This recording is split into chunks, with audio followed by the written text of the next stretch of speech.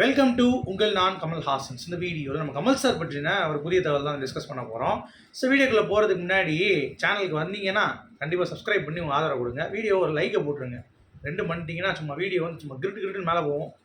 அதாவது வியூஸில் சொல்கிறேன், கொஞ்சம் நிறைய கமல் சார் ரசிகர்கள் உள்ளே வருவாங்க அப்படிங்கிறது கொஞ்சம் சேனல் ஆக்டிவ் ஆகும்.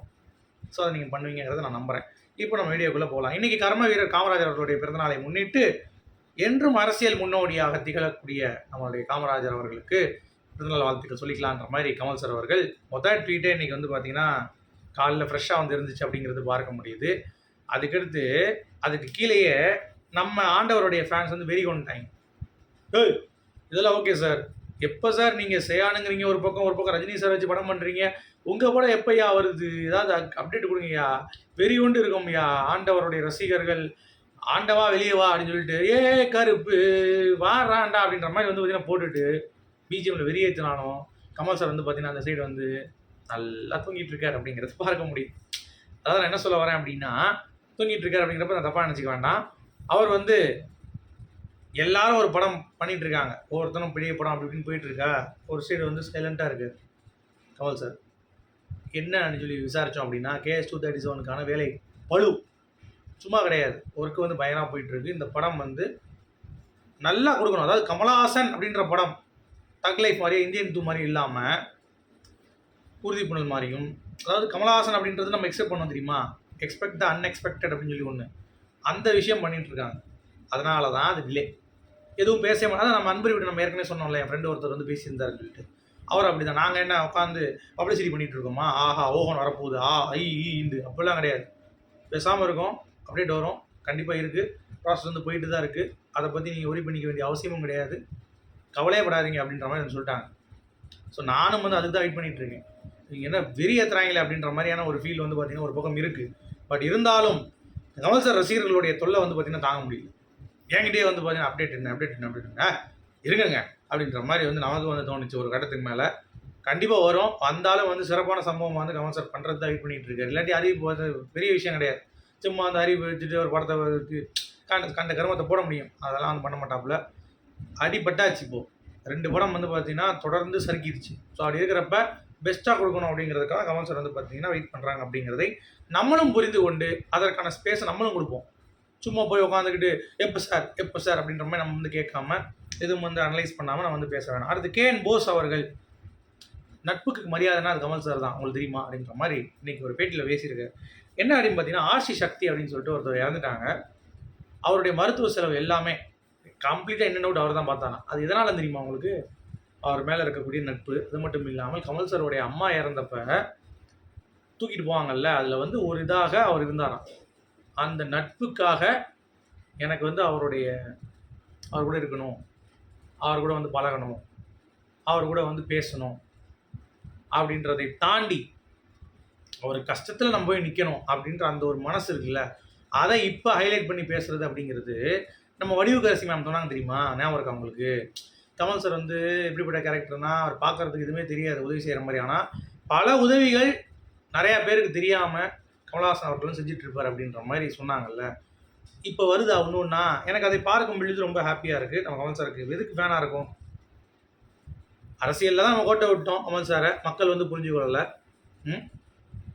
இப்போது இந்த மாதிரி உதவி செஞ்சு இப்படி வந்து ஒருத்தர் பண்ணுறாரு அப்படிங்கிறப்ப நமக்கு வந்து நல்ல நடிகன், சொசைட்டிக்கு நல்லவராக இருந்தால் மட்டும் ஒரு பக்கம் இருந்தாலும் மறைமுகமாக செய்கிறாரு பார்த்தீங்களா, எங்கே ஒரு அறிவிப்பும் இல்லாமல். அது வந்து பார்த்தீங்கன்னா hats off sir, really I am proud to be your biggest fan அப்படிங்கிறத நான் இங்கே வந்து மென்ஷன் பண்ணிப்பேன். சரி, இப்போ மேட்ரு அடுத்து முக்கியமான ஒரு அப்டேட்டு.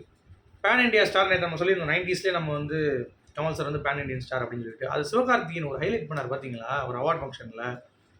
அந்த வீடியோ பார்த்தீங்களா இல்லையா? ஒருத்தர் வந்து கேட்பாங்க, சதீஷ் கேட்பார், என்ன சிவகார்த்திகேயன் நீங்கள் ஒரு பேன் இண்டியா படம் பார்த்தீங்கன்னா யாரை போடுவீங்க தெலுங்கில் அப்படின்னு சொன்னோடனே, தெலுங்கில் நான் அங்கிட்டு போடுவேன் அவரை, கன்னடாவில் சிவராஜ் சிவகுமாரை போடுவேன், மலையாளத்தை வந்து பார்த்தீங்கன்னா பிருத்திவிராஜை போடுவேன், இந்த மாதிரி எல்லாத்தையும் சொல்லிவிட்டு ஏங்க அதெல்லாம் தான் ஒரு மனுஷன் உட்காந்துருக்காரு முன்னாடி நம்ம கமல்ஹாசன் அவர்கள், இவர் ஒருத்தரை போட்டால் போதும் எல்லாத்துக்கும் போதும் அப்படின்ற மாதிரி ஒரே போடா போட்டு the definition of pan India in symbolic ஒரு வேலை சொல்லுவாங்க தெரியுமா, அந்த மாதிரி சிவகார்த்திகேயன் அவர்கள் பேசுனது அப்படிங்கிறது பயங்கர ட்ரெண்டிங்.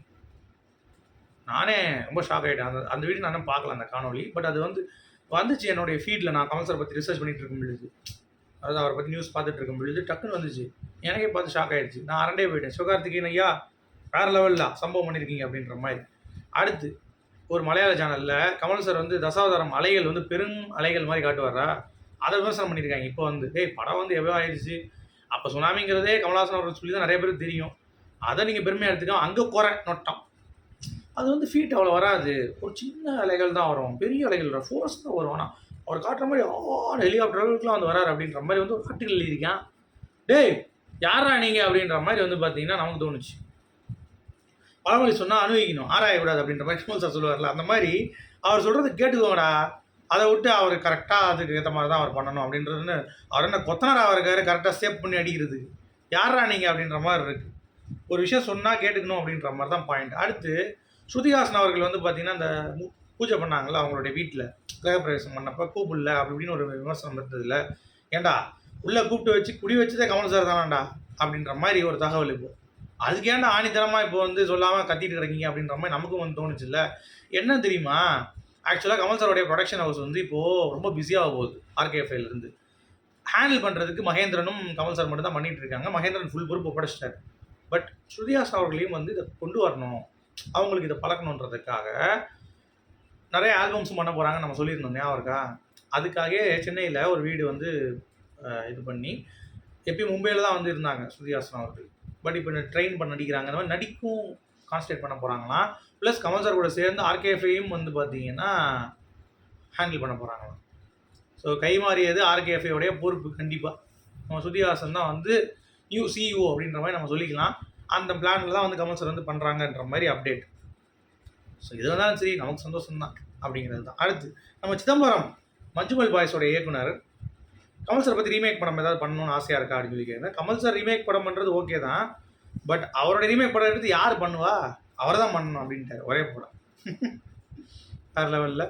சரி, சிவகார்த்திகேயனுடைய சேவன் படத்துடைய ஃபஸ்ட்டு சிங்கிள் கூடிய விரைவில் ட்ராப் ஆகும்.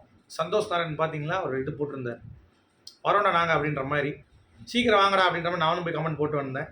சரியா. பட் ஆர்கேஎஃப்ஐ சார்பாக சேவன் வந்து அடுத்த ஒரு மிகப்பெரிய ஒரு கலெக்ஷன் கொடுக்கும் அப்படிங்கிறத நான் வந்து நம்புகிறேன். ஓகே. அடுத்து கேஸ் 238 பழைய இன்டர்வியூ தான் அது. கமல் சார் பேசியிருப்பார். அந்த டைமில் கமல் சார் ரஜினி சார் வந்து ஒன்றா படம் பண்ணும் பொழுது கமல் சாருக்கு வந்து 2.5 லட்சம் சம்பளம், ரஜினி சாருக்கு வந்து 1 லட்சம் 1 லட்சம் சம்பளம். சரியா. ஸோ மொத்தமாக முடிச்சிட்டாங்க. ஆக்சுவலாக வந்து 5 லட்சம் கொடுக்கணும், ஆனால் அவங்க வந்து பார்த்திங்கன்னா மொத்தம் சீக்கிரம் முடிச்சிட்டாங்க. ஸோ அதை பார்க்கும்போது எங்களுக்கு ரொம்ப கஷ்டமாக இருந்துச்சு. அதனால் நாங்கள் 2 பேர் தனியாக நடிக்கிறதுக்கு பண்ணோம். அது மட்டும் இல்லாமல் இது எத்தனை வருஷம் முன்னாடி பேசினது இந்த இன்டர்வியூ, கிட்டத்தட்ட கமல் சார் வந்து 20-25 வருஷம் முன்னாடி பேசின ஒரு இன்டர்வியூங்க.